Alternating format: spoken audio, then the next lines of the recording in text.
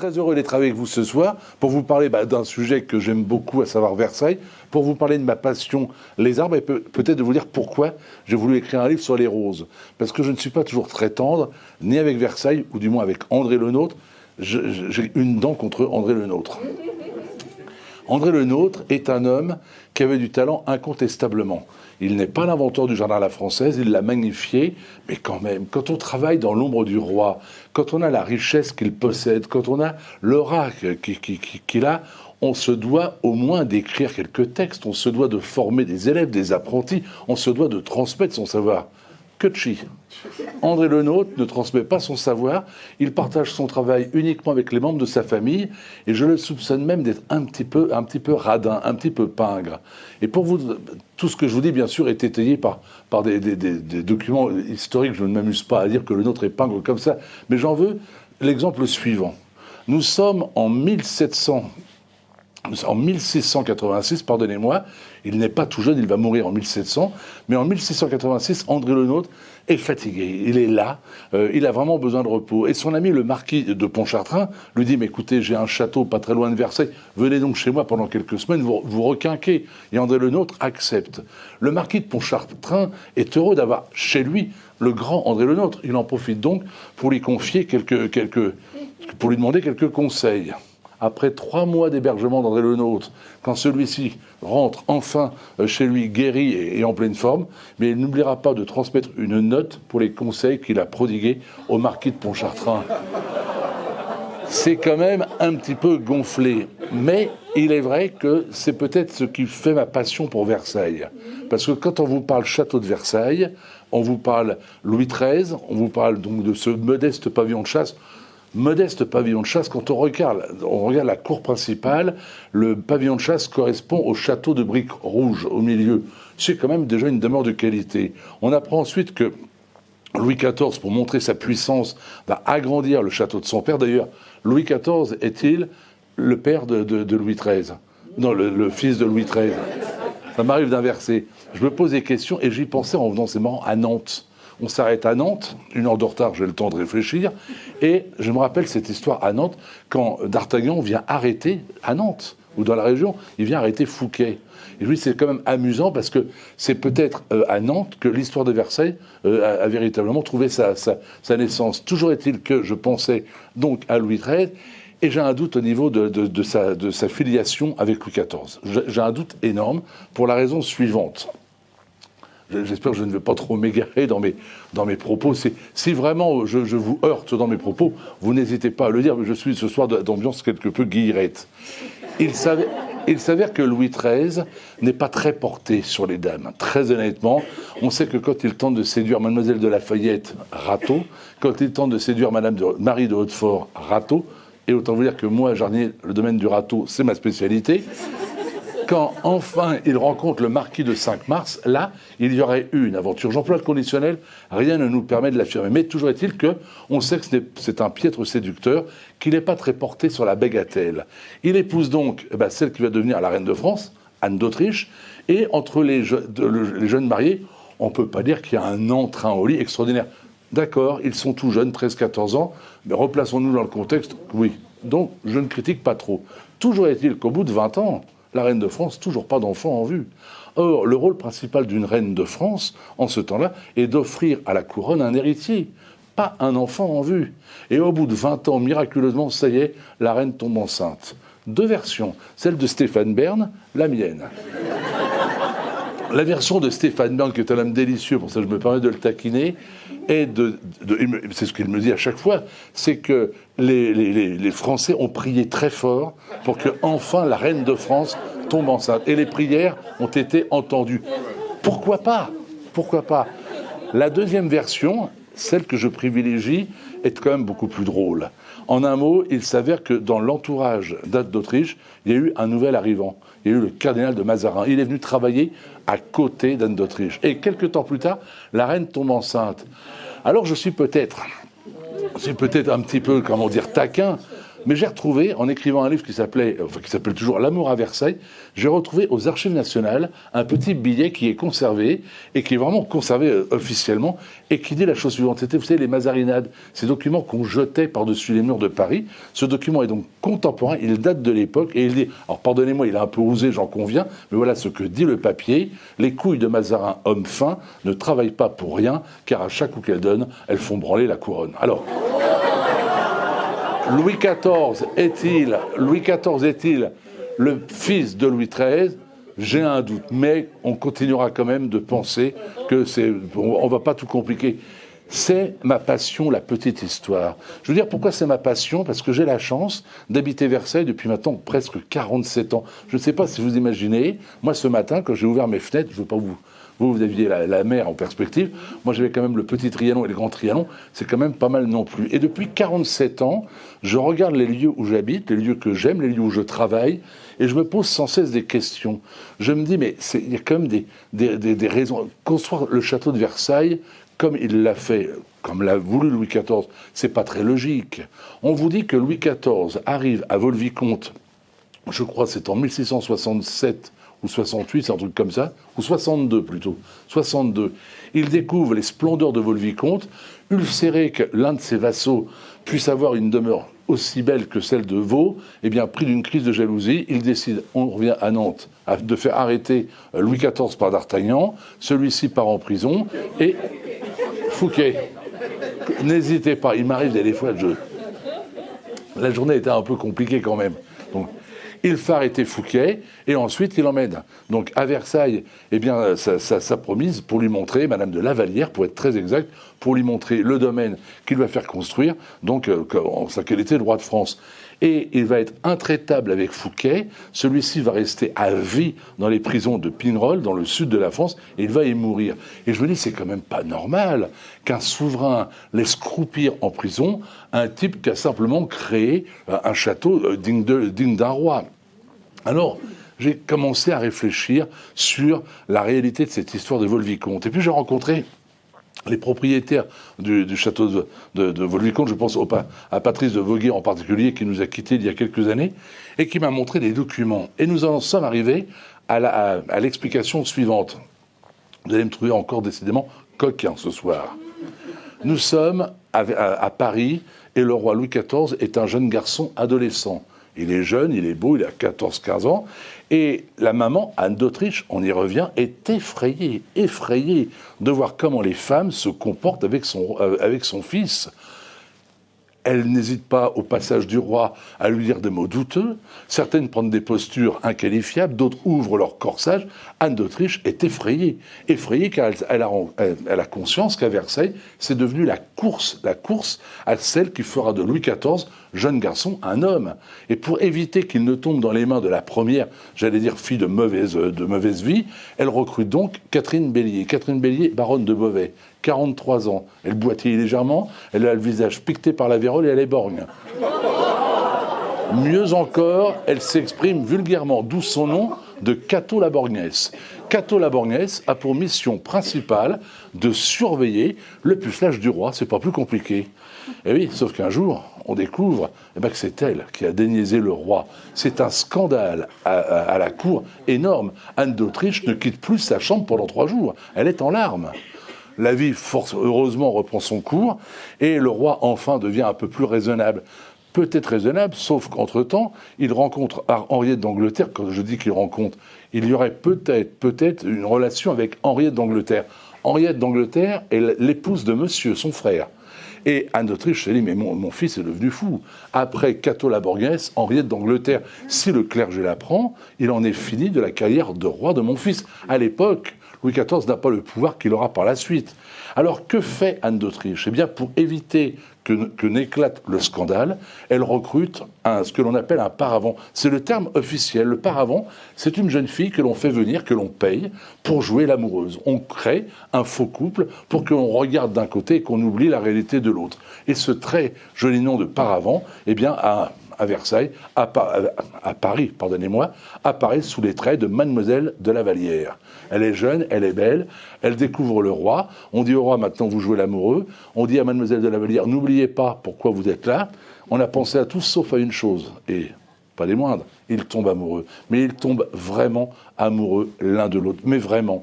Et quand on les voit se promener dans les jardins du Louvre, se tenant par la main, tout le monde est persuadé qu'ils jouent la comédie. Ils ne jouent pas la comédie, ils sont vraiment amoureux.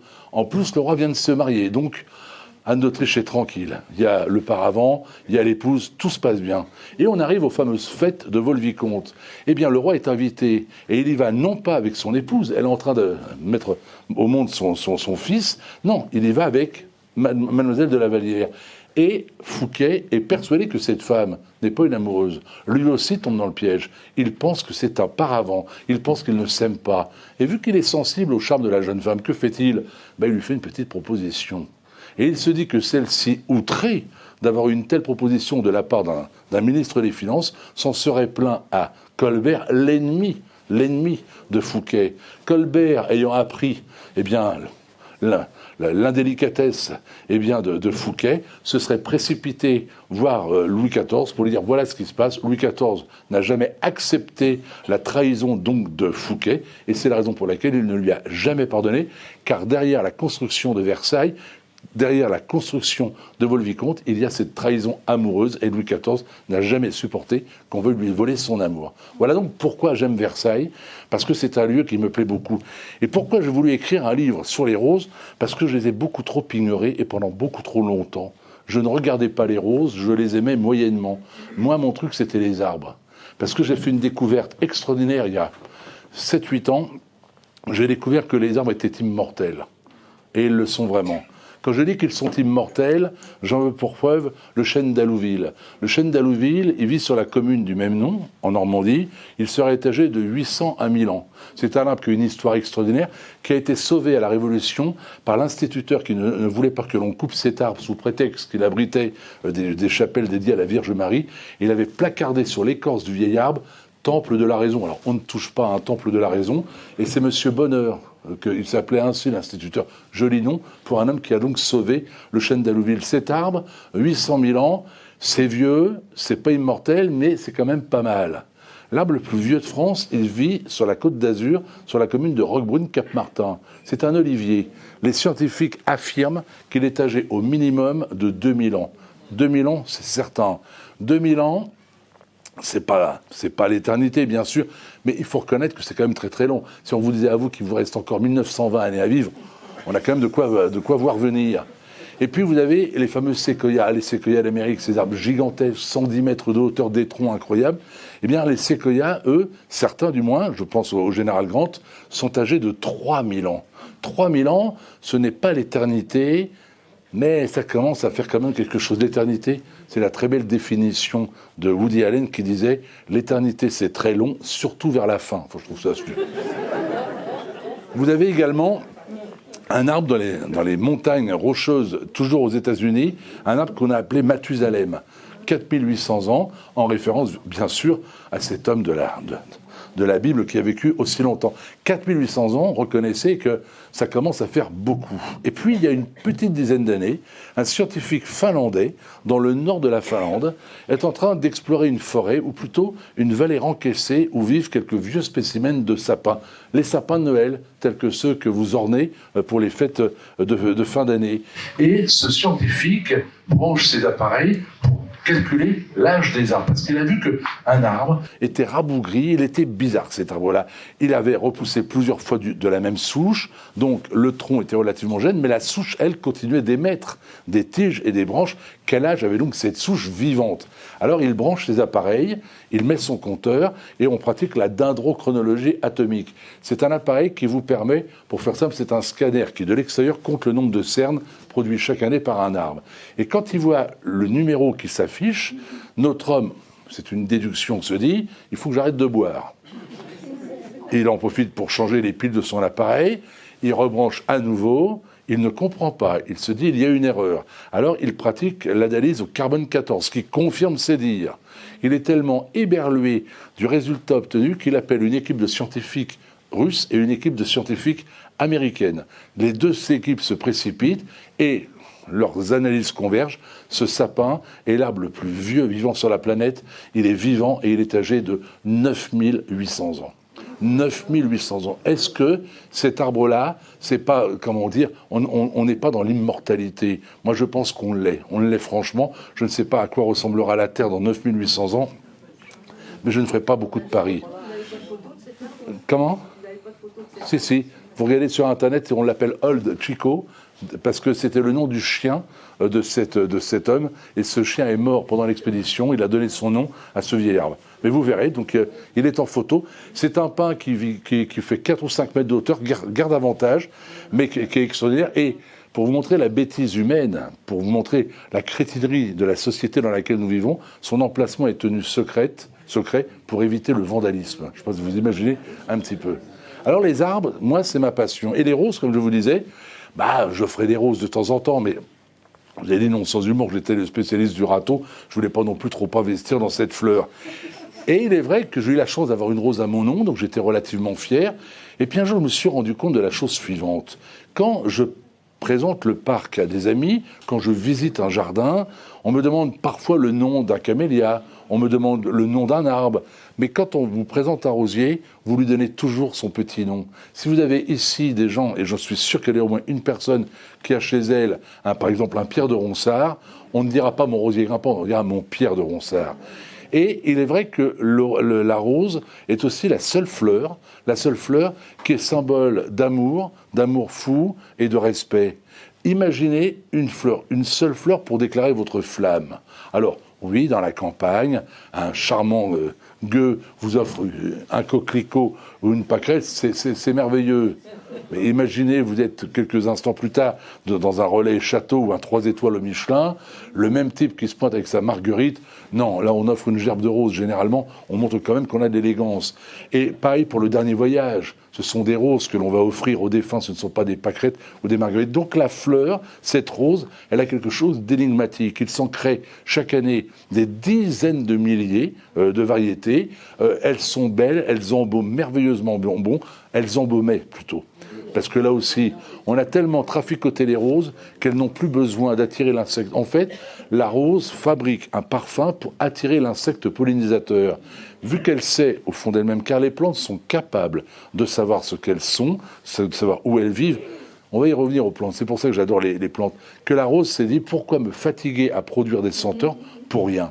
Les plantes sont capables de percevoir leur environnement. Et les plantes sont même capables peut-être pas de communiquer entre elles, mais de s'alarmer entre elles. Alors, on a tous en mémoire ce botaniste ou forestier allemand qui a écrit un ouvrage qui a eu un succès retentissant, mais il est vrai que son livre est compliqué à comprendre. Il n'est pas une lecture ni agréable, ni facile. Alors, pour vous montrer à quel point les arbres sont capables de communiquer, je vais vous citer un exemple concret.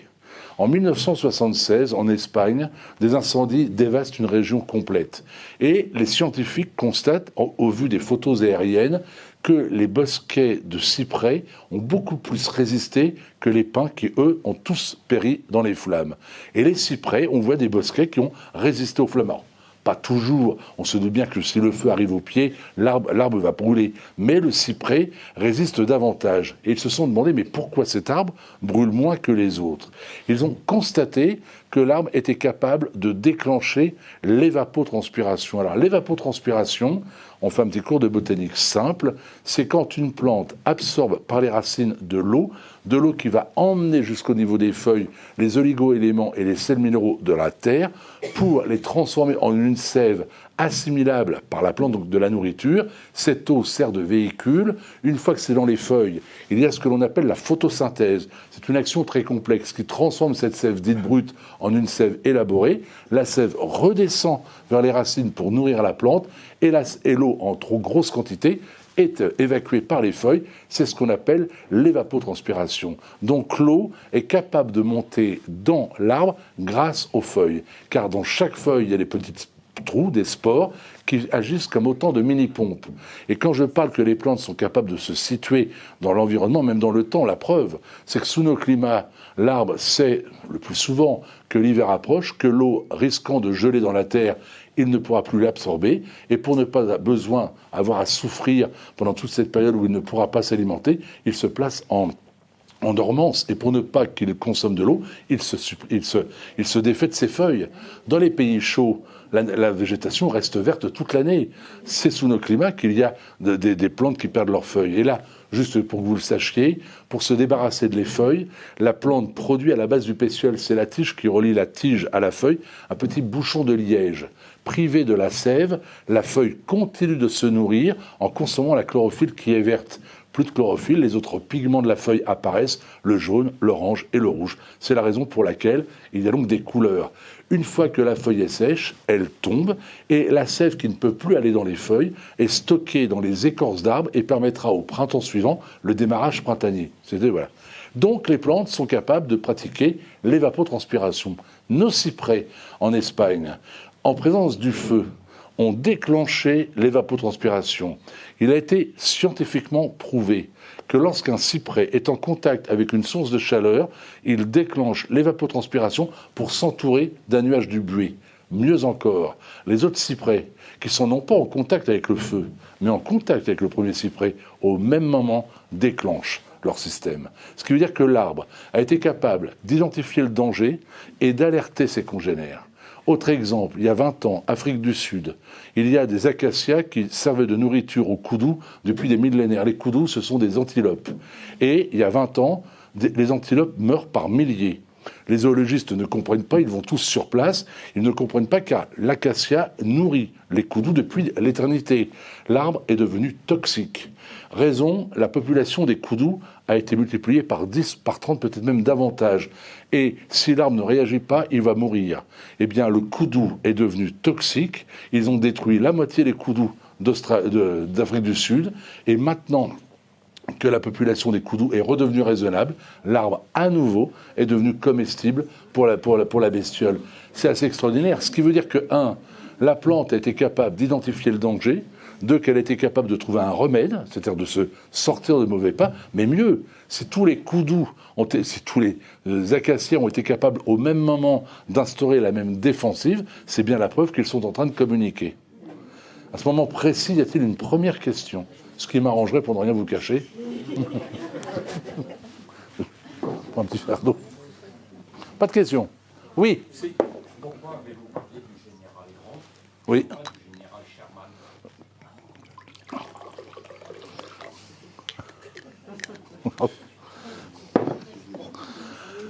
Parce que beaucoup de séquoias aux États-Unis portent le nom de généraux et que c'est celui qui m'est, comment dire, passé par la tête en premier, parce que je m'intéresse beaucoup aux séquoias, parce que l'histoire du séquoia, à elle seule, mérite d'être su. Alors si vous le permettez, quittons.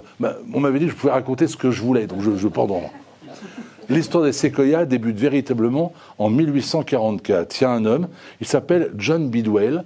C'est un touche-à-tout. Il a été militaire, il a été barman, il a été contrebandier, il a été soldat, il a tout fait. Et là, il s'est trouvé comme job d'accueillir les nouveaux Européens qui arrivent sur la côte Est et il les emmène sur la côte Ouest. Il est devenu en quelque sorte tour opérateur. Et en 1844, il traverse une région de Californie et découvre une forêt plantée d'arbres géants, le peuplement Calaveras. Et là, il n'en croit pas ses yeux, il voit des arbres qui atteignent, d'après lui, les nuages. Alors, persuadé d'avoir fait une découverte de première importance, il écrit aux botanistes américains pour faire part de sa découverte. Et les Américains ne s'y intéressent absolument pas. Ils se disent que si des arbres étaient aussi énormes et aussi hauts, on le saurait depuis longtemps. Alors Bidwell, un peu contrarié, écrit à 2 amis anglais, Matthews et Loeb, donc 2 scientifiques, 2 botanistes anglais, et il leur fait part de leur découverte. Et Matthews et Loeb, ils connaissent Bidwell, ils savent que l'homme est particulier, mais ils savent qu'il n'est pas fanfaron, ce n'est pas un menteur. Et ils décident donc de partir sur les indications de Bidwell à la recherche des fameux arbres géants. Et ils les découvrent en 1854. Là, ils n'en reviennent pas, ils n'ont plus qu'une idée, revenir en Angleterre avec bien sûr quelques jeunes plants et quelques graines. Mais il y a un problème, et le problème il est de taille, c'est que le peuplement Calaveras, ces arbres, sont sous la protection des Indiens Cherokees qui vénèrent ces arbres-là. Ils ne veulent pas entendre parler de quoi que ce soit avec les Blancs. Alors pendant des années, nos deux Blancs vont rester sur place à tenter d'amadouer les Indiens, jusqu'au jour où un Indien du nom de Georges Gist, il s'appelait ainsi parce que sa maman était indienne, mais son père, lui, sa maman était indienne, son père était allemand. Et Georges Gist est un scientifique indien. Et il accepte d'aider les Anglais dans leur démarche. Il arrive à convaincre ses frères d'armes et les Anglais arrivent à Londres triomphalement dans les années 1857-58 avec les premiers séquoias donc introduits en Europe. Et ils baptisent l'arbre Wellingtonia immédiatement parce qu'ils veulent rendre hommage justement encore à un général américain. Mais ils se rendent compte très vite que Wellingtonia a déjà été donné à un arbre, un palmier. Il faut donc trouver un autre nom. Et au moment où ils cherchent un autre nom, ils apprennent que leur ami Georges Gist, l'Indien, qui leur avait permis justement d'introduire les arbres, a été massacré avec toute sa famille sous prétexte qu'ils avaient osé converser avec la civilisation. Alors on a donné le nom de l'arbre, on a donné le nom de Georges Gist à l'arbre, car son nom indien était Chekoye. Voilà. Et c'est pour ça que j'aime bien l'histoire du séquoia, parce que derrière l'histoire du séquoia, il y a cette part d'humanité. Mais effectivement, il est assez amusant de voir que les Américains ont tout de suite donné des grands noms de généraux qui ne se sont pas toujours distingués par leur finesse et leur délicatesse, c'est le moins qu'on puisse dire, surtout d'ailleurs avec les Indiens. C'est une deuxième question. Un de vos confrères sur la 5, il travaille encore, il avait fait l'article sur faire tailler des arbres jusqu'à obtenir un arbre tétard. Oui. Qu'est-ce que vous pensez de ça? C'est amusant parce que ma chronique de dimanche aura pour thème les bonsaïs. Et on est à peu près dans le même esprit. Est-ce que les bonsaïs, c'est de l'art ou est-ce de la torture végétale? Et je pense que s'il s'agissait de torture végétale, les arbres ne seraient pas capables de vivre aussi longtemps sous la forme de bonsaï. Donc je pense que les têtards font partie d'une grande tradition agricole. Ce sont des arbres qui ont été plantés pour permettre aux hommes d'utiliser le rotin, l'osier, quantité de baguettes. Et donc j'aime bien l'idée de ces vieux têtards. Ils ont des formes souvent extraordinaires. On parle de tête de chat. Mais je crois qu'effectivement, l'arbre est notre compagnon et qu'il ne faut pas hésiter à l'exploiter. Moi, ce qui me dérange, c'est pas que l'on coupe des arbres, c'est qu'on coupe des arbres pour rien. Je n'accepte pas que l'on détruise des arbres simplement pour, comme ce fut le cas dans les Vosges il y a quelques années, pour construire le temps d'un week-end un stand d'auto-tamponneuse en sacrifiant 2 tilleuls vieux de 450 ans chacun. Ça, c'est inacceptable. Mais l'idée qu'on exploite des arbres, qu'on les taille quelque peu, ne me dérange absolument pas. Oui, mais maintenant, de plus en plus, quand on exploite des forêts, il y a le problème de la taille des arbres et des troncs pour qu'ils soient exploitables. Donc, les très vieux, moi je suis jurassienne, les très vieux sapins, finalement, n'existent plus parce qu'il faut qu'ils respectent une certaine taille pour l'exploitation. Moi, ça me sidère. Bon, ma grand-mère avait le plus beau sapin de la commune. Il avait à peu près 300 ans. C'est d'ailleurs le sapin qui est l'arbre le plus haut de France. Il vit justement dans votre région. Et je ne sais plus quelle hauteur il atteint, mais je crois que ça doit frôler les 80 mètres. Tout à fait. Et en fait, pour moi, je suis absolument... ça me révolte que pour de l'exploitation comme ça, on a des normes pour les arbres. Voilà. Je m'assois, ça ne vous dérange pas? Non. Alors, on va poursuivre, si vous êtes d'accord, en revenant à Versailles, parce que je vous ai parlé de l'histoire de la construction du château, et j'ai senti que ça en intéressait quelques-uns. J'ai même vu quelques yeux pétiller quand je parlais de quelques coquineries. Je me suis dit donc, poursuivons peut-être dans ce domaine, parce que je vous disais il y a un instant que j'ai la chance de vivre entre le Grand et le Petit Trianon. Et là aussi, je me suis souvent demandé pourquoi Louis XV avait voulu la construction du Petit Trianon. Prenez n'importe quel ouvrage historique, on vous dit que Louis XV, pour être au plus près des savants, et sur les conseils de sa favorite Madame de Pompadour, demande la construction du Petit Trianon. Soyons raisonnables. Le château est à moins d'1 kilomètre et le Grand Trianon existe. Pourquoi ne pas profiter du Palais de Marbre plutôt que de faire construire le Petit Trianon? Alors là aussi, je me suis documenté et je pense que l'histoire que je vais vous raconter maintenant devrait, je l'espère, vous séduire. Madame de Pompadour est une femme qui aime profondément Louis XV, elle est sa favorite, mais elle vit intensément avec lui. Et pour la petite anecdote, au château, elle dort avec le roi. Le roi, le soir, se contente d'aller voir son épouse, il prétend ne faire qu'un baiser sur le front tous les soirs, mais il rejoint Madame de Pompadour et il dort avec elle. Ce qui d'ailleurs, entre nous soit dit, on en sourit, mais c'est pas très délicat quand même. Je n'ai pas une grande sympathie, pour ne rien vous cacher, pour Louis XV. Et toujours est-il que Madame de Pompadour, un soir, je pense qu'elle a dû être très contrariée. Parce qu'elle se dit, quand même, c'était pas très normal. Le roi prétend faire juste un baiser sur le front de son épouse.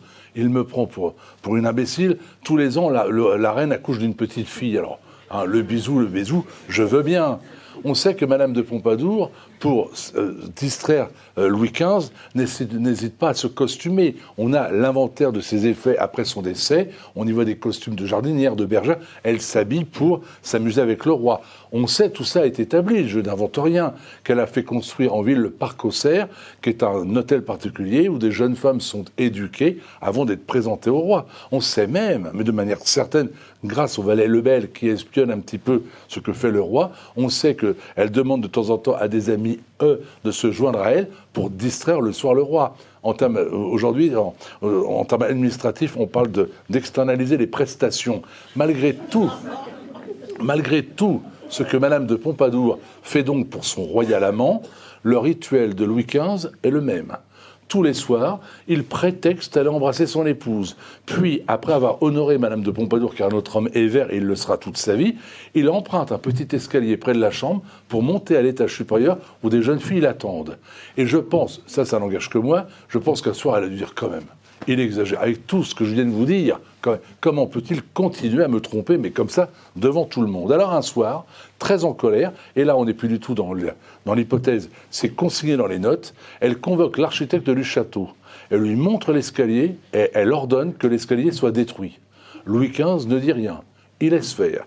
Lorsque l'escalier est totalement détruit, Louis XV, non sans humour, convoque le même architecte. Il lui montre la fenêtre. Et il demande à ce que soit installée à l'extérieur, montée sur poulie, une chaise.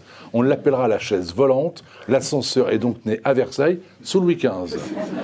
Madame de Pompadour se rend compte qu'elle a donc été bernée par Louis XV. Et elle va donc demander la construction du Petit Trianon, qui est un bâtiment de dimension modeste, où la chambre du roi est au dernier étage et où le personnel est logé à l'extérieur. C'est simplement un nid d'amour. C'est pas plus compliqué. Ce n'en est que plus romantique, je trouve. Mais en France, on n'aime pas raconter ce genre d'histoire. On doit rester dans la veine officielle. Moi, j'aurais aimé raconter au roi Charles III l'histoire de la fistule royale. Alors, on ne m'a pas invité au dîner d'État. Je pense qu'Emmanuel Macron avait peut-être eu vent que je connaissais l'histoire, il avait peut-être eu peur que je la raconte. Mais pour être très honnête, François Hollande, lui, m'avait invité à rencontrer la reine d'Angleterre. Et je dois vous avouer que je n'avais pas osé lui raconter, donc je vais être... Mais il s'avère que je vais donc vous raconter l'histoire de la fistule royale. Ce que je vous raconte, je tiens à vous préciser, tout cela est authentique, c'est le vrai Versailles, c'est le Versailles que j'aime. Je pourrais vous raconter l'histoire de Versailles merveilleuse comme vous avez dans tous les dictionnaires. Non, le Versailles, c'est plus que des rois qui se sont succédés, des empereurs ou des présidents prestigieux, c'est également une vie et des anecdotes étonnantes. Et la fistule royale, on n'en parle nulle part. Eh bien, je trouve ça un peu dommage. Louis XIV souffre d'une fistule anale. Nous sommes en 1686, je ne sais pas de ce qu'il en retourne exactement, je ne suis pas médecin, mais j'ai vu l'outil qui a permis au roi d'être soigné, je vais vous dire que ça doit être quelque chose d'incroyable. C'est une sorte de serpe qu'on enfant, c'est épouvantable. Toujours est-il que les royalistes me disent « Oui, mais notre Majesté, il y a encore des gens qui me parlent de notre Majesté. » Il a été d'un courage extraordinaire, car le compte-rendu de l'opération précise, et c'est signé en toutes lettres, que le roi n'a ni pleuré, ni même poussé le moindre cri. Attestation d'opération signée par le roi en personne. Sauf que ça a été rempli avant l'opération. Comme ça, on était tranquille. Toujours est-il qu'il est vrai que les médecins après avoir tenté l'opération sur quantité de malheureux qu'on avait été chercher dans les hôpitaux du coin, ils sont tous morts, sauf un curé qui lui avait résisté à l'intervention et qui toute sa vie dira qu'il est frère de sang de Louis XIV, ce qui plaisait que moyennement au monarque. Toujours est-il que le roi, enfin, ça y est opéré de la fistule anale et qu'il est guéri. Il est guéri, mais il est quand même sonné. Et il a besoin d'un petit peu de repos et on peut le comprendre. Il part donc à 2 pas de Versailles, chez les sœurs de Saint-Cyr-l'École, le couvent. Il est donc reçu par Mademoiselle de Brinon. Souvenez-vous de ce nom, Mademoiselle de Brinon. Mademoiselle de Brinon, mère supérieure, a pour patient le roi de France en personne. Imaginez l'émotion de cette femme. Et pour accueillir Louis XIV, elle a l'idée de lui écrire un poème. Le lit, à côté de Mademoiselle de Brinon, lui dit « Mais votre poème, et si on y mettait une petite musique ?» Et quand Louis XIV arrive, il entend le poème, il entend la musique. Une 50aine d'années plus tard, Handel, le musicien du roi Georges Ier d'Angleterre, de passage à la cour, entend God Save the King, et il ne dit rien à personne, et il le ramène en Angleterre. Eh bien oui, God Save the King a donc été créé à Versailles, et y a-t-il des Anglais dans la salle ? Parce que j'aime bien raconter, et je dis que quand il y a des Anglais, en plus, je dis que ce qui me fait plaisir, c'est qu'au moins leur hymne ne manque pas de fondement. Voilà. Mais c'est la vraie histoire de Versailles. Et c'est ce que j'aime à Versailles. Versailles, c'est également un domaine qui est rempli d'injustice. Je vais vous donner un exemple de l'injustice de Versailles. On parlait tout à l'heure d'André Le Nôtre. André Le Nôtre est un jardinier qui a fait des merveilles, mais au détriment d'un autre jardinier, Jean-Baptiste de la Quintinie. Qui se soucie de Jean-Baptiste de la Quintinie? Qui parle de cet homme qui a créé le potager du roi, cet homme qui a magnifié l'art de la taille fruitière, qui a eu l'idée de dire qu'en taillant un végétal de manière à ce qu'on puisse cueillir le fruit plutôt qu'il ne tombe et s'écrase sur le sol, c'est quand même intelligent. C'est lui qui a été celui qui a su planter à Versailles en pleine terre des orangers au Grand Trianon. Du temps de Louis XIV, les orangers de Trianon étaient plantés en pleine terre, entourés en automne d'une protection de bois et de verre, retirés au printemps. Et quand vous venez à Versailles dans les années 1700, vous avez à Trianon en pleine terre des orangers qui fleurissent, qui fructifient. Jean-Baptiste de la Quintinie est l'homme qui va inventer le concept de primeur. Il est capable de produire des légumes toute l'année. À Versailles, on mange des asperges 11 mois sur 12. Jean-Baptiste de la Quintinie s'intéresse également à l'influence de la Lune. Alors ça, c'est un sujet que j'aime beaucoup, parce que moi, je n'y crois pas du tout pour 2 raisons. La première des raisons, c'est que ma maman, quand j'étais enfant, m'emmenait chez le coiffeur les jours de pleine lune. Voilà. Et vos rires, maintenant, suffisent à ce que vous compreniez pourquoi je n'y crois pas. Et je n'y crois pas par rapport à Jean-Baptiste de la Quintinie, parce que lui-même s'intéresse à la Lune. Et pendant des années, mais vraiment de longues années, il va sur ses carnets noter la date des récoltes, la date des semis, la quantité des récoltes, la qualité. Et au bout de quelques années, il va noter, mais de sa main, la conclusion suivante à propos de la Lune. Donc, pour ceux qui y croient, je suis certain qu'il y en a beaucoup qui y croient, je vous laisse méditer la phrase de Monsieur Jean-Baptiste de la Quintinie, la Lune, le prétexte des mauvais jardiniers. Eh oui, alors moi j'aime la Quintinie parce que cet homme n'était pas comme le nôtre, c'était pas un courtisan, cet homme est mort dans le désarroi le plus complet et qu'on a complètement oublié que c'était un homme qui avait fait de Versailles ce que Versailles est aujourd'hui. Le jardinier n'a pas la gloire posthume qu'il mérite, que ce soit lui ou Antoine Richard. Je vais me livrer à une expérience simple, que ceux qui connaissent l'existence d'Antoine Richard lèvent la main. Vous vous rendez compte ? C'est tragique. C'est tragique et je vais vous dire pourquoi. Antoine Richard est le fils de Claude. Claude est le jardinier de Louis XV, un type incroyable. Il est l'inventeur des reines marguerites blanches. Alors, un peu flatteur, je dois le reconnaître, quand il invente cette variété de reines marguerites, au lieu de dire à Louis XV, oh, Majesté, j'ai de nouvelles fleurs pour vous, non, il installe dans les parterres à mon roi bien-aimé, alors le roi bien entendu, oh, c'est merveilleux. Toujours est-il que Claude Richard est un homme de puissance qui n'accepte de recevoir ses ordres que du roi, qui n'accepte d'être payé que du roi, et il accepte de venir travailler à Versailles à condition d'avoir son hôtel particulier dans les jardins. On va lui construire. C'est le pavillon du jardinier près du Grand Trianon.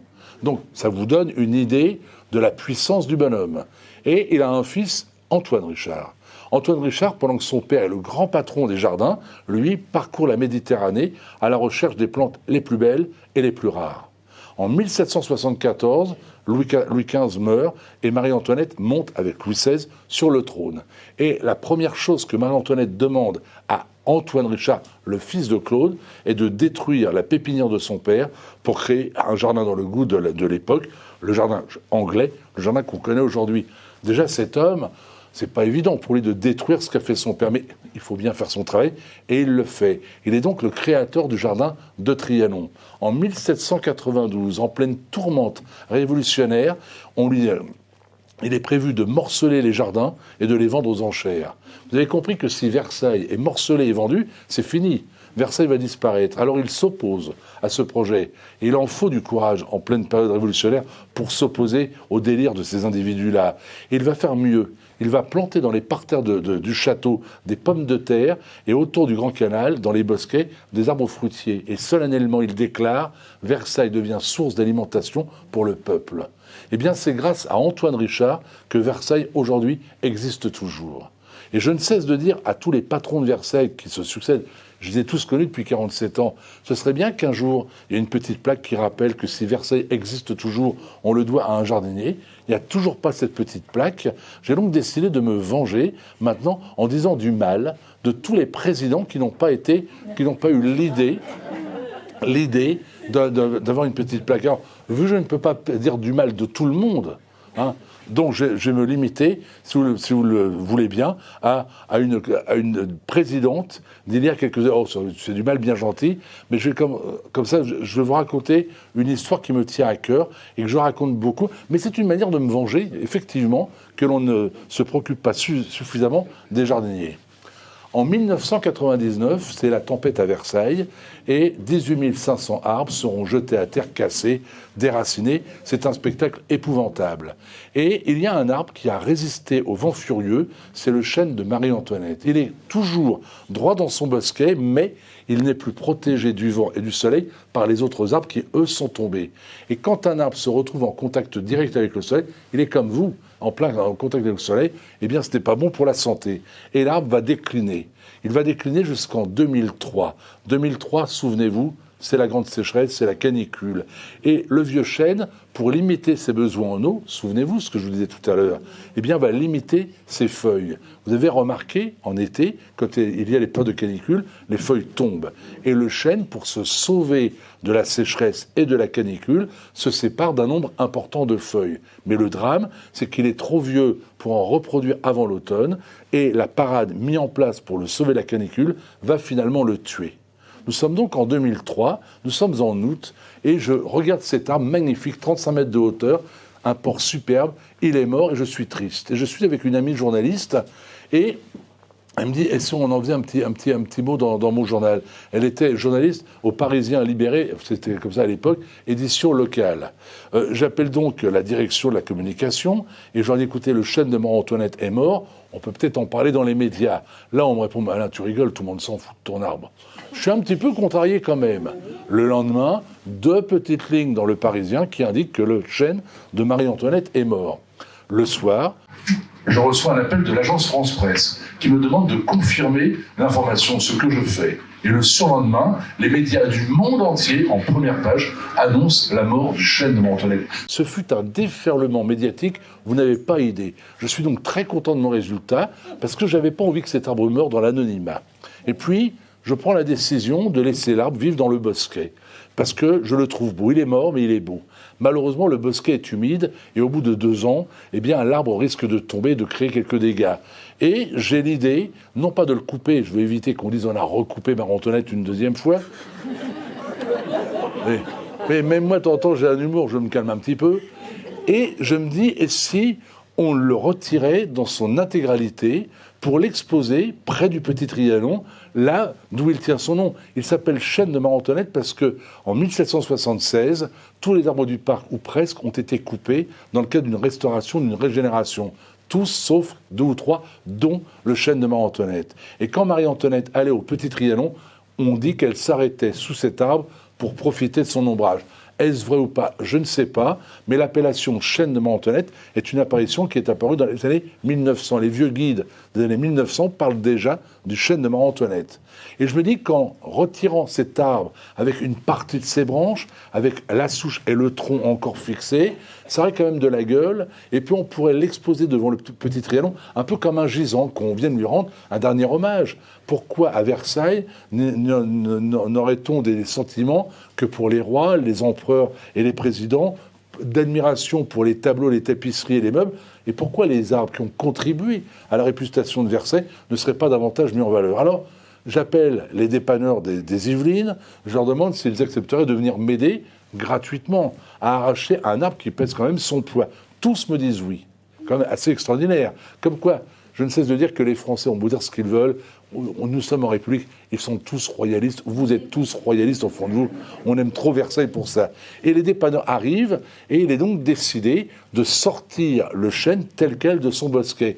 Opération gigantesque, avec des grues, les mêmes grues qu'on emploie pour retirer les wagons qui tombent au fond des ravins, vous savez. J'appelle donc les services de communication. 2 ans plus tard, j'ai dit, écoutez, demain, on retire le chêne. Ça peut être bien de prévenir les médias. Et là, on me dit, mais tu vas pas le faire mourir 2 fois, ton arbre. Je ne dis rien, il y a eu quelques fuites, et le lendemain, eh bien, tous les médias du monde entier sont là. Et nous avons fait l'ouverture du journal de France 2, on a fait la 6, Canal+, la 1, toute l'Europe. Vous n'avez pas idée du nombre de caméras. On nous avait demandé d'attendre un petit peu pour être en direct pendant les journaux télévisés, et nous l'avons fait avec beaucoup de plaisir. L'opération est un grand succès, et je suis relativement fier de moi. Le soir même, un homme me téléphone chez moi, et il s'appelle Nicolas Hayek. Nicolas Hayek était, parce qu'il est mort il y a quelques années à peine, le président des montres Swatch et des montres Breguet. Et cet horloger suisse était en train de recréer la montre de Marie-Antoinette. Marie-Antoinette avait une montre considérée comme la plus précieuse au monde. Et cette montre a été volée il y a une 40aine d'années. Et c'était une montre Breguet. Et Nicolas Hayek a décidé de recréer 6 montres Marie-Antoinette et de les offrir à des musées. Donc c'est pas du tout une opération financière. Il me dit, accepteriez-vous de me vendre du bois du chêne de Marie-Antoinette pour que je présente la montre dans un écrin, dans un coffret en bois du chêne? Je trouve que l'idée est belle. L'idée, je la trouve même magnifique. Et je réfléchis et j'accepte de lui donner un morceau de bois. À peine ai-je dit que je lui donnais du bois, que je suis convoqué, donc dans les hauts bureaux de Versailles. On me dit, mais comment vous avez donné du bois? Vous n'auriez jamais dû. Vous auriez dû le vendre. Je dis oui, mais le bois, il n'a pas une grande valeur. C'est du bois plutôt symbolique. Je dis, effectivement, j'aurais peut-être pu demander les 400-500 euros, mais oui, mais quand même. Donc je parle. Là, je fais, c'est bon. Le regard que je sais faire, c'est, hein, je pars un petit peu consterné. Je le ferai plus. Et le bois part donc pour la Suisse. Monsieur Hayek prenant en charge les frais de transport. Quelques jours plus tard, le bois arrive aux ateliers de Genève et Nicolas Hayek, fou de joie, appelle donc la présidente du château de Versailles. Et lui dit, madame, je viens de recevoir le chêne de Marie-Antoinette, vous n'avez pas idée de la joie que j'ai, que puis-je faire pour vous? Et avant même qu'elle n'ait le temps de répondre, il lui dit qu'il va lui faire donc un chèque tout de suite pour le petit Trianon, un chèque d'un montant de 4 millions d'euros. Et grâce au geste de monsieur Hayek, il va être organisé la restauration complète du petit Trianon. L'histoire aurait pu s'arrêter là. Je vais parler d'une vengeance. Que nenni! Quelque temps plus tard, quand je dis quelque temps plus tard, une bonne année plus tard, le même Nicolas Hayek me téléphone pour me dire, Alain, que faites-vous du tronc? La souche, elle, est exposée devant le petit Trianon. Les branches, elles, ont été évacuées. Et il reste le tronc. Mais le tronc, il est creux, le bois est un peu pourri. Il me dit qu'il aimerait en faire une sculpture pour la poser devant les ateliers de Genève. Et il me dit, combien me vendez-vous le bois? Je dis, écoutez, je me rappelle l'engueulade d'avant. Je vous rappelle dans 1 heure. Je monte à l'étage du dessus et je demande, voilà, j'explique. Et on me dit, non, il faut le vendre. Je dis, on va quand même pas vendre un arbre à quelqu'un qui a donné 4 millions. Enfin, à un moment donné, il faut... Bon, mais on me répond, mais il n'y a aucune raison. Je rentre donc à mon bureau, je fais comme on dit le mort, et on n'en parle plus. Et puis, il y a les élections, le gouvernement change, arrive au pouvoir Nicolas Sarkozy, le ministre de la Culture, Jean-Jacques Ayagon, quitte le ministère de la Culture pour être nommé président à Versailles, et la présidente du château de Versailles, Christine Albanel, quitte Versailles pour être nommée ministre de la Culture. Et je suis dans l'avion en direction de Genève avec Jean-Jacques Ayagon. Nous sommes partis pour préparer le mécénat pour la restauration du Petit Trianon et des jardins. Et je dis à Ayagon dans l'avion, Hayek aurait aimé avoir là, je lui raconte. Il me dit, mais ils sont devenus complètement fous. Il me dit, voilà ce que l'on va faire. À la fin du repas, ce que je te propose, on était quelques jours avant Noël, on va lui offrir le tronc pour le remercier. Nous sommes donc dans la salle à manger de M. Hayek, un homme vraiment extraordinaire, et il avait 7 montres au bras, parce qu'il avait 7 ateliers, et voulait vexer aucun de ses horlogers. Donc il avait 7, c'est étonnant, un type qui a 7 montres. Et à la fin du repas, Jean-Jacques Ayagon, avec une classe absolument incroyable, se lève, referme sa veste, et s'adressant à Nicolas Hayek, lui dit « Monsieur le Président, nous voulions vous remercier de votre générosité, Alain et moi, et donc nous vous offrons le chêne de Marie-Antoinette. » Et là, on voit Nicolas Hayek qui se lève, et il part. Moi, je pense qu'il est parti couler une petite larme discrètement. Non. Il est parti chercher son chéquier et il revient avec un chèque de 3 millions d'euros. Le jour de l'inauguration du Petit Trianon, entièrement restauré grâce au chêne et grâce donc à la générosité de M. Hayek. Avec la restauration du pavillon frais, du pavillon français. La restauration a été vraiment incroyable. Il y a donc, vous vous en doutez, une très grande et une très belle réception. Et là, toutes les autorités sont invitées à prendre la parole et bien sûr, la ministre de la Culture elle-même s'adresse aux invités, rappelle combien les arbres ont toujours été importants à Versailles, combien même après leur mort, ils continuent de nous aider à entretenir le parc, même si parfois il est difficile à mettre en place de tels mécénats, car les jardiniers n'aiment pas se séparer de leurs arbres, n'est-ce pas, monsieur Baraton, rajoute-t-elle. Alors, c'est une femme que j'apprécie beaucoup, mais sur ce coup-là, je trouve que ça manquait un petit peu d'élégance. Voilà. Mais donc, comme quoi, vous voyez que Versailles est un domaine exceptionnel, 850 hectares, 43 km d'allées, 350 000 fleurs. Donc c'est un lieu extraordinaire, mais avec des histoires. C'est ce que j'aime à Versailles. C'est pas un lieu qui est figé. Ce n'est pas simplement un jardin à la gloire du roi Louis XIV. On oublie que Napoléon séjournait souvent à Versailles et que c'est à Trianon qu'il a réveillonné l'année d'après où il a divorcé de Joséphine, que c'est à l'hôtel des Réservoirs que De Gaulle demanda la main à Yvonne. Eh bien oui, je ne dirai rien de plus parce que on ne plaisante pas avec le général. Mais voilà. Et aujourd'hui encore, la Lanterne, par exemple, est le logement officiel du président de la République. Ce qui veut dire que c'est amusant de voir que les Français se flattent d'être en République, mais que le président de la République vit à Versailles et que les changements de constitution se votent toujours lors du Congrès qui se réunit à Versailles. La Lanterne, c'est où exactement? C'est dans le parc. Quand vous regardez le Grand Trianon, vous regardez le parc, vous avez le Grand Canal sur la droite, le Grand Trianon, sur la gauche, la Lanterne. Y a-t-il des questions? Combien de jardiniers pour... Alors, le domaine de Versailles est donc 850 hectares. Vous comptez une centaine de jardiniers titulaires. Vous rajoutez des vacataires, des stagiaires, des apprentis et une quinzaine d'entreprises. On peut estimer que chaque jour, entre 150 et 200 personnes travaillent pour les jardins, à peu près.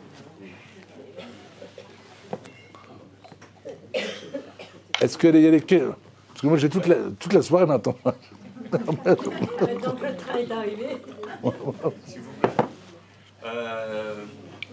Sur la 5, vous avez raconté une fois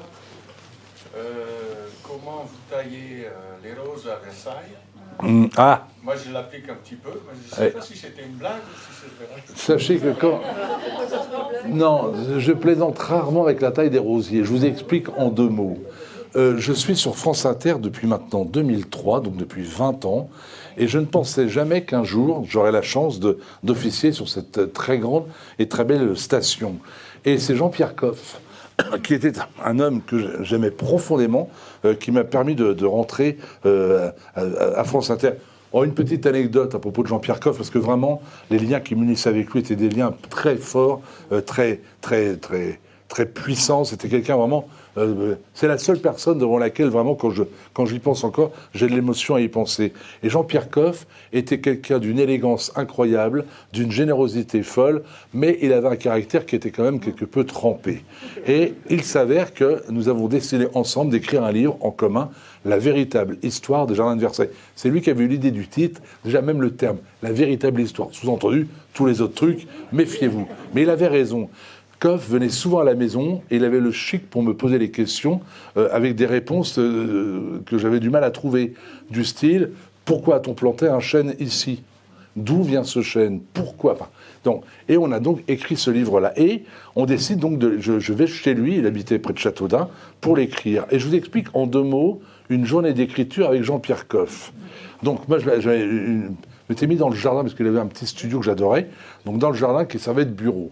Donc le matin, on avait décidé de se donner rendez-vous à 9h. À 9h, il arrivait et il me disait, au fait, on va commencer le boulot, mais là, il faut que j'aille à mon bureau, je reviens dans 1 heure, 3/4 d'heure. Il partait pendant 1 heure, 1h30 à son bureau, à quoi ? Une trentaine de mètres, réapparaissait vers 10h30, 11h du matin, en me demandant, ce midi, tu préfères viande ou poisson ? Et en fonction de ma réponse, il allait ou chez le poissonnier ou chez le boucher. Il réapparaissait donc vers 12h, 12h30. Là, c'était l'heure de l'apéro. Nous passions ensuite à table.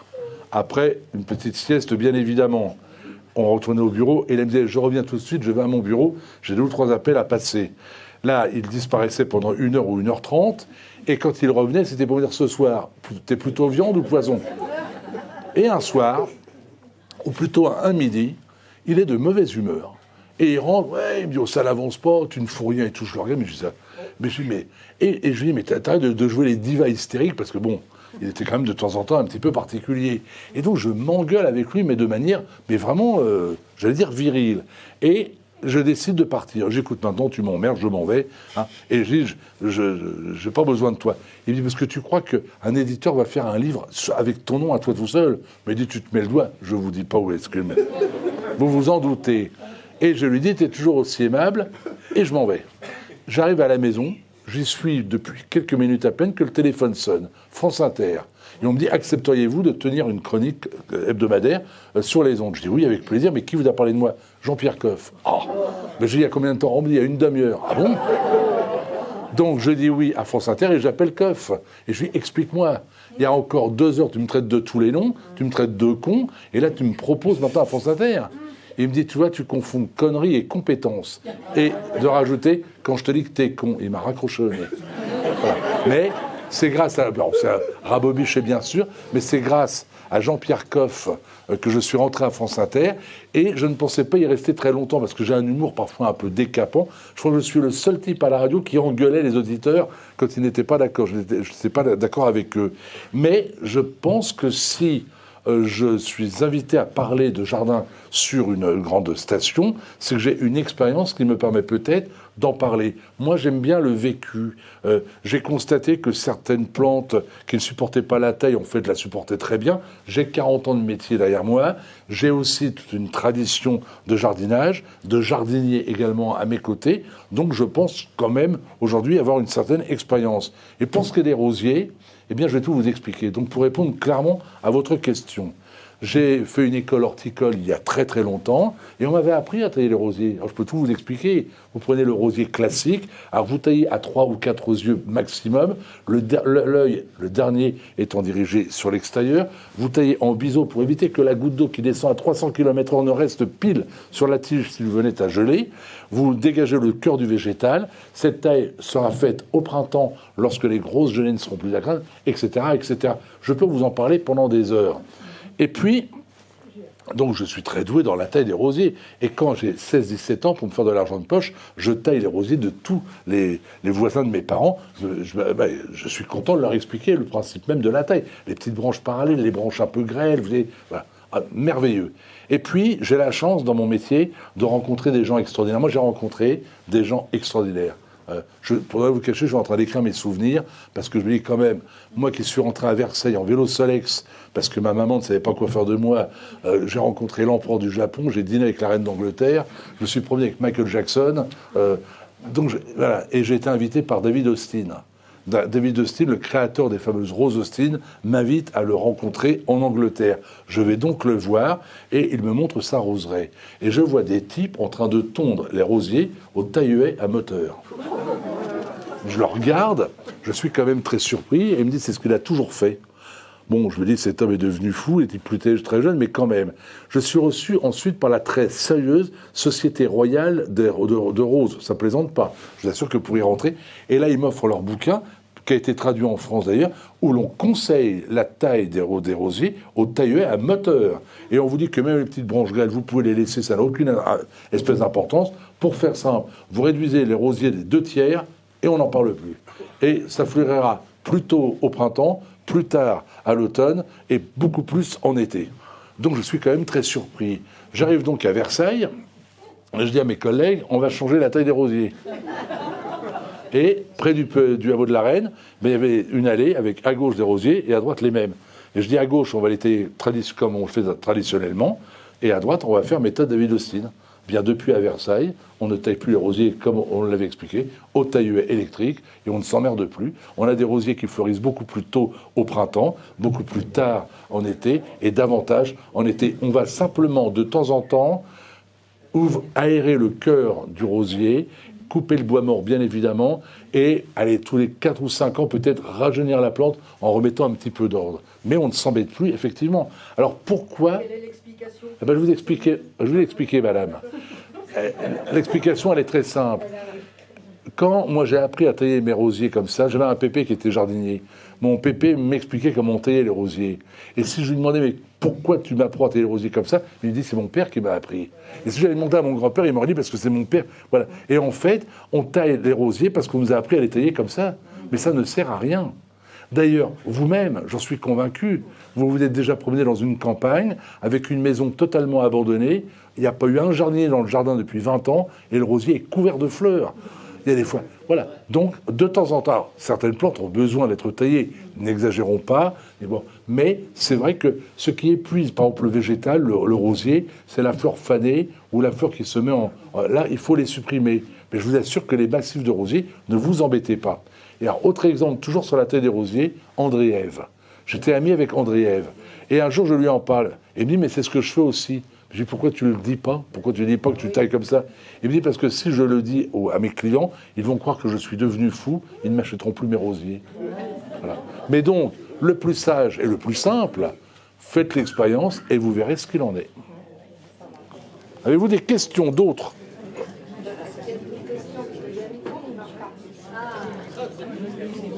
Madame.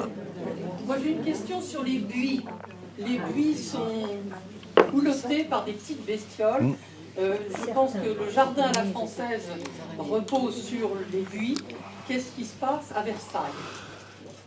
Déjà, il faut savoir qu'il est démentiel, il est fou, que l'on a eu le besoin il y a quelques années d'acheter des buis en Chine, car si les pyrales sont venues, elles sont venues de Chine, et je trouve ça démentiel.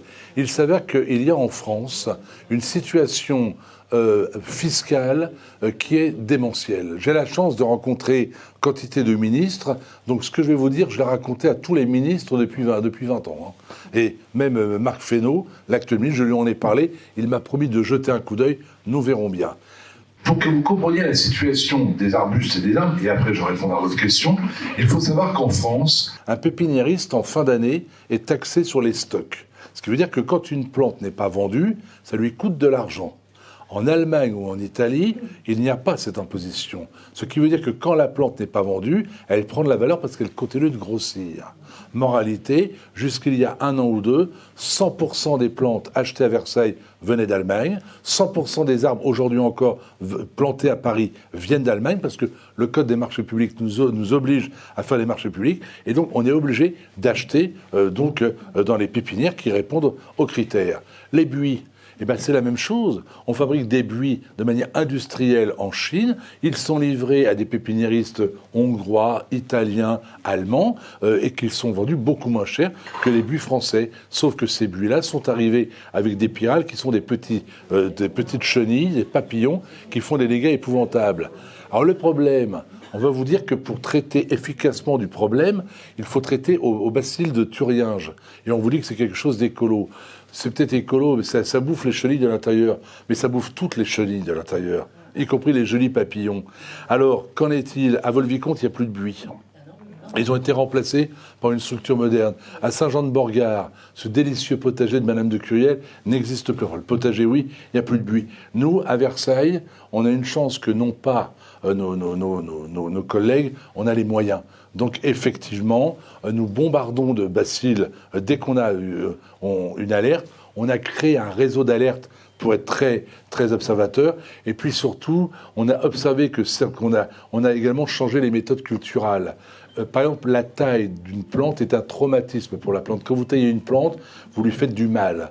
Quand vous taillez, par exemple, un buis, vous lui coupez les feuilles, donc vous réduisez la faculté qu'elle a d'aspirer l'eau du sol. On revient à ce que je disais, de pratiquer la photosynthèse. La plante respire moins également. Elle va donc se hâter de reproduire des feuilles. On croit que quand on taille, on revigore, pas du tout. La plante, au bout d'un moment, est fatiguée. Donc, nous avons déjà arrêté de tailler 2 fois les buis par an. On ne le fait plus qu'une seule fois pour limiter le traumatisme. On évite également de planter en période d'infestation. Et partout où c'est possible, nous remplaçons le buis par d'autres végétaux. On fait même des mélanges, par exemple, pour que de temps en temps, de loin, on ne s'en rende pas compte. Mais il y a un sérieux problème avec les buis. Mais je pourrais vous parler de l'encre du châtaignier. Je pourrais vous parler de quantité de la calarose du frêne.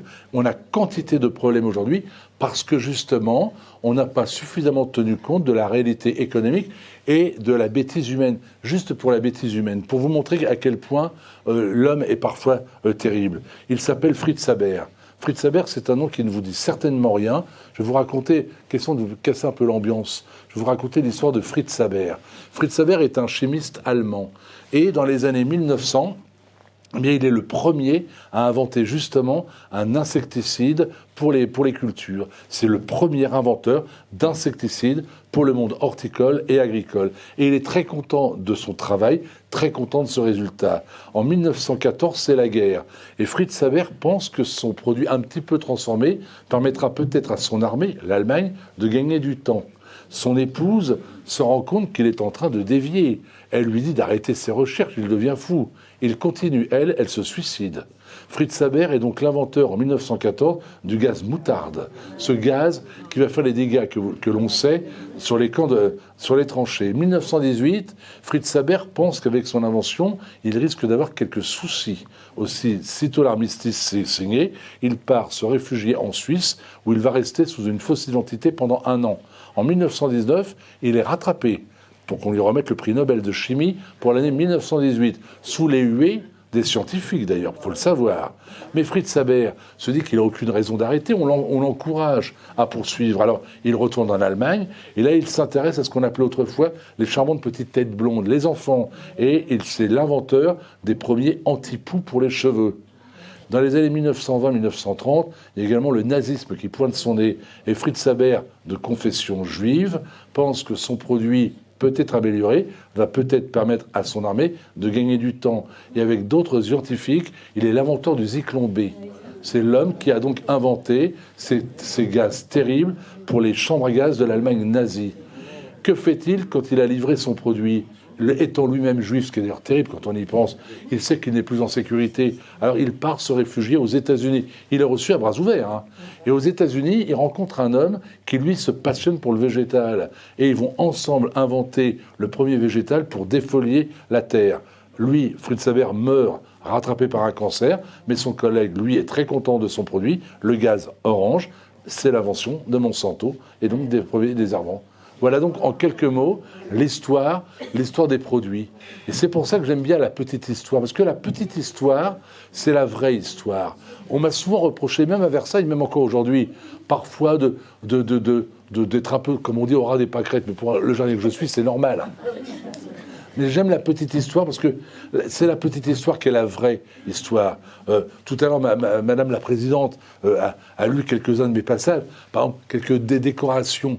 Je trouve ça très drôle. Moi, je n'ai jamais demandé la moindre décoration. Jamais. Jamais. Mais si on devait résumer mon personnage à des décorations, on fait fausse route. Non, non. J'ai sûr qu'il y a un peu plus de fantaisie. Par contre, je suis très fier. Commandant du mérite agricole, je suis très très fier. Et je vais vous dire pourquoi je suis très fier. Parce que Jean-Pierre Coff l'était. Et Coff voulait que je l'appelle mon commandeur. Et quand il est mort, je n'ai jamais appelé mon commandeur. Et quelques années après, je le suis devenu à mon tour. Et je n'ai pas pu m'empêcher, quand j'ai été fait commandeur, de regarder vers le ciel et de faire un doigt d'honneur. Il y a d'autres questions, mais sans micro, ne parlez pas. Non? Je ne veux pas savoir comment on fait, Alors, je sais pas quoi, On parlait de séquoia tout à oh, l'heure. mais je voudrais, si vous le permettez, parce que je voudrais quand même me rattraper un peu, ce que j'ai raconté, Fritz Saber, je vais quand même donner une petite note un petit peu plus agréable, pour vous montrer l'importance du végétal dans la vie de tous les jours. Une petite anecdote qui devrait, j'espère, vous amuser. Nous sommes toujours en 1686, c'est une année que j'ai dépiotée à Versailles de début à la fin. Et en 1686, Louis XIV est très en colère.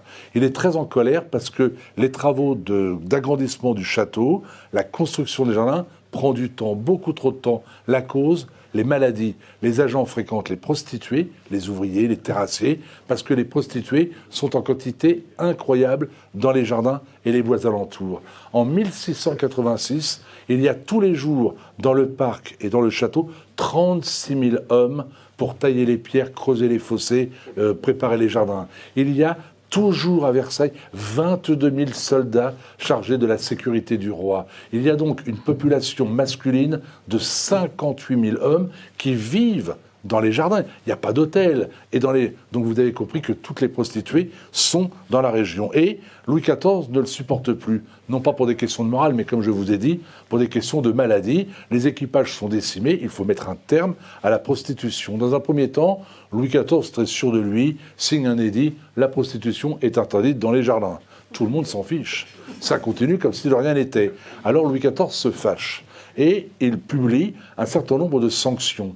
Fouettés en place publique, les biens seront confisqués au profit de la couronne, mais surtout que celles qui auront fait commerce de leur corps et ceux qui en auront tiré profit auront pour sanction principale d'avoir le nez et les oreilles coupés. Alors, ça calme beaucoup. Et la prostitution, hier comme aujourd'hui, ne s'arrête pas, mais elle se déplace. Parce qu'on est en train de construire un palais à Versailles, on est en train de construire un jardin extraordinaire, mais en même temps, une ville est en train de sortir de terre. Et dans cette ville, il y a des hôtels particuliers qui sont tous de véritables petits châteaux. Ils sont tous plus beaux les uns que les autres. Ils sont beaux, mais ils sont vides. Les aristocrates préfèrent être près du roi dans une chambre, une mansarde, que dans leur domaine particulier, trop loin du roi. Alors la prostitution envahit les hôtels particuliers de Versailles. Et pour indiquer aux badauds qu'il s'agit en fait d'une maison close, on entoure les fenêtres de guirlandes de laurier. En 1686, à Versailles, quand vous vous promeniez et qu'une façade a des fenêtres avec des guirlandes de laurier, on sait que c'est une maison de tolérance. Louis XIV l'apprend et l'ordonne la fermeture des maisons closes. On arrache les lauriers, et le petit peuple, pour s'amuser de la décision royale, va donc créer la petite comptine que tout le monde connaît sans exception. Nous n'irons plus au bois, les lauriers sont coupés.